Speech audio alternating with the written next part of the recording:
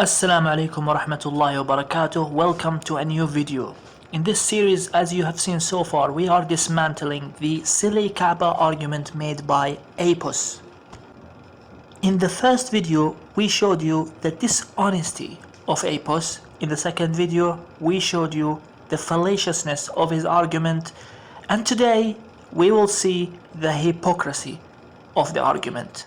Let's begin and let's give apus a chance to show us how hypocritical his argument is. In which I made the outrageous claim that Islam treats the Kaaba as this center of worship for the Almighty Allah and for Abrahamic religion, but in reality the Kaaba is entirely disconnected from Abrahamic religion, from history, and that it is merely an Islamic adoption from pagan times. To build my argument, I used the premise that the Quran says that the Kaaba was the first house built for Allah, and that Allah tasked Abraham with proclaiming this message of the Kaaba and of pilgrimage to the Kaaba to humanity. The point here is that if that was indeed true, if Allah in the past, in Abraham's time, did indeed give Abraham this big task, then this would of course mean that we would find the Kaaba somewhere in Abrahamic religion. This is why I say, if that was true, we would find the Kaaba as a central element within biblical Abrahamic tradition.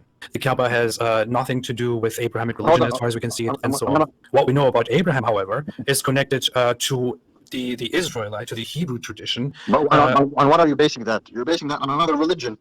Yeah, of course, because that's what we have, because that's what you have. At least the Jews, at least the Hebrews, the Israelites, would have some connection to this. It is absurd to believe that Jewish history is entirely, and Jewish scripture is entirely disconnected from that. Not to the Kaaba, to pilgrimage and to worship. Not a single source from the Hebrew scriptures. There is a huge problem with apus' argument. He seemed to assume that the Arabs are alien to the Abrahamic tradition, and the only people who have a right to tell us what Abraham did and didn't do are the Jews and Christians. And I would like to say this: apus, Arabs are not alien to the Abrahamic tradition. Arabs are the descendants of Ishmael, and Ishmael is the eldest son of Abraham. According to all monotheistic religion adherents, Abraham had two sons, Ishmael and Isaac. Jews and Christians claim to be the descendants of Isaac. Arabs claim to be the descendants of Ishmael. So in this case, we have the descendants of Ishmael claim that their grandfather Abraham built the Kaaba, and we have the descendants of Isaac. They didn't mention that Abraham built the Kaaba. My question to apus is this: on what historical basis do you give more authority and more authenticity to the claims of the descendants of Isaac over that of the descendants of Ishmael? Why do the descendants of Ishmael need confirmation from their cousins, the descendants of Isaac, who are, just like them, descendants of one of the sons of Abraham? Why wouldn't you say otherwise? Why wouldn't you say the claims made by Jews and Christians in the Bible need confirmation from the sons of Ishmael? Even the pre-Islamic pagans, I mean, as an atheist, I'm talking to you, I'm a Muslim, I don't believe in paganism. As an atheist who don't believe in religions, why would you say that the Jewish and Christian narrative of Abraham is more valid than the pagan narrative of Abraham? Explain to me, what historical methods did you follow? Because so far it seems to me like Jews and Christians didn't say it, therefore it's false. And that's absolutely stupid.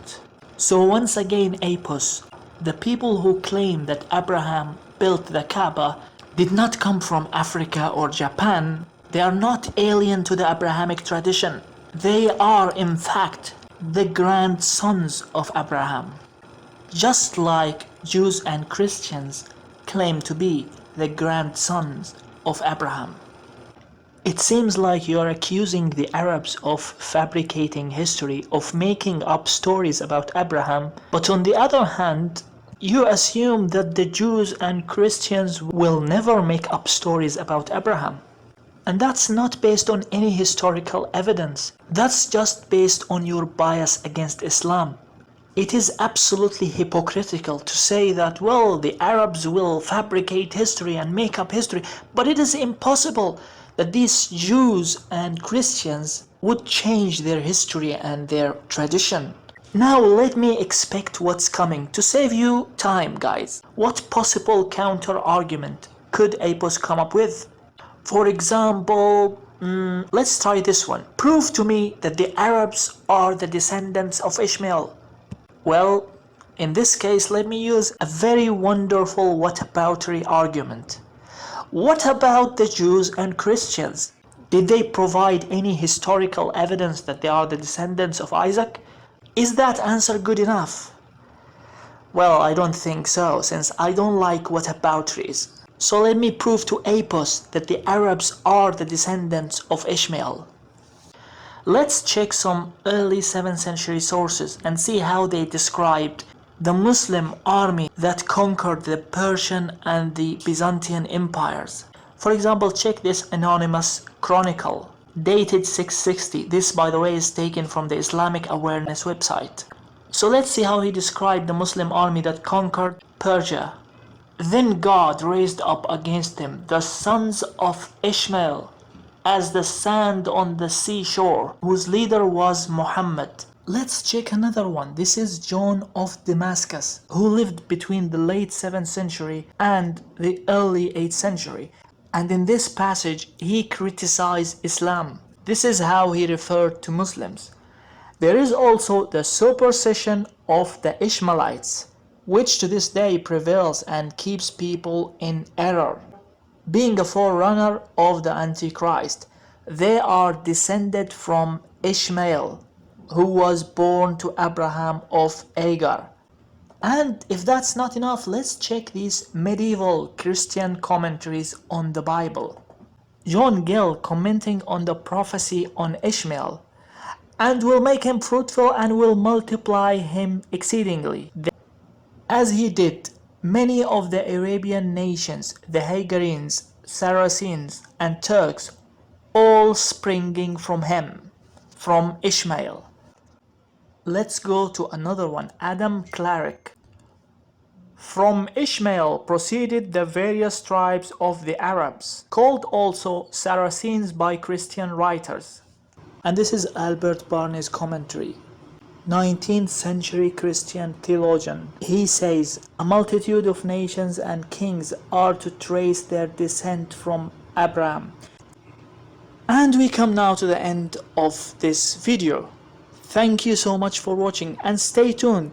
There is, I think, 1 or 2 more videos on this series. Jazakumullah khairan, wassalamu alaikum wa rahmatullahi wa barakatuh.